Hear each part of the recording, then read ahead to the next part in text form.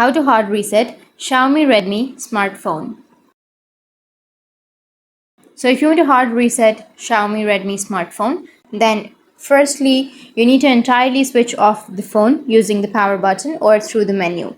Simply press and hold on to your power button, and from here you need to simply power off or switch off your phone. And once you switch off, you need to hold down the power button along with the volume up key for 10 seconds to enter the recovery mode.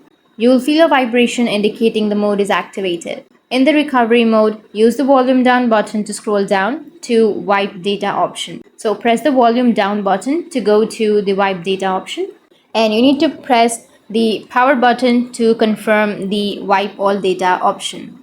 So simply press the power button and you will get this kind of interface where you just need to simply go with wipe all data and then again press the power button.